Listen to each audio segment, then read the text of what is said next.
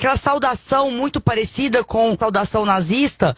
É importante a gente entender porque essa gente usa a bandeira de Israel no perfil do Twitter. A Michelle Bolsonaro foi votar com a blusa de Israel. Eles costumam fazer uma menção honrosa a Israel. E eu quero dizer que isso não é um aceno aos judeus, aos israelitas, à comunidade judaica. Isso é um aceno a um cristianismo neopentecostal à brasileira que resolveu se identificar com Israel para dizer, eu sigo mais a Bíblia que os outros. Por quê? Porque a Bíblia diz que benditas são as nações que abençoarem Israel e malditas são as nações que amaldiçoarem Israel.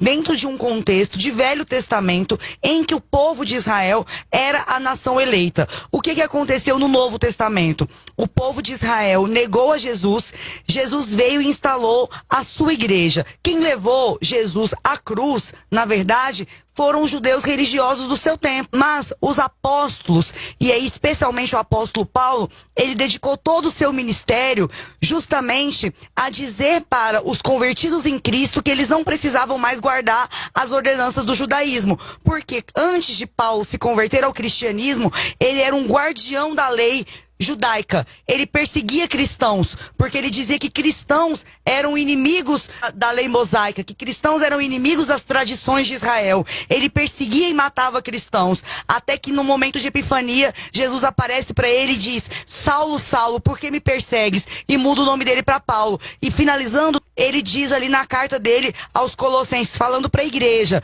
se vocês já estão mortos com Cristo e ressurretos em Cristo, por que vocês ficam se submetendo a essas ordenanças do tempo do judaísmo? Então, quando essas pessoas trazem a bandeira de Israel, não é por respeito aos judeus, não é por reverência a um povo que foi perseguido e enfrentou 2 diásporas ao longo de sua história. É apenas um aceno covarde, esvaziado de teologia bíblica, esvaziado de respeito pelo Holocausto, desconhecimento tanto secular quanto eclesiástico da história e do Evangelho. Eles acenam para o que há de pior. É por isso que essas mesmas pessoas que têm bandeira de Israel no perfil não repudiam uma saudação nazista. Se realmente amassem Israel, se realmente quisessem abençoar Israel, eles próprios expurgariam do meio de si aqueles que fazem referência a um dos piores massacres da história da humanidade. Quai, seu app de vídeos curtos.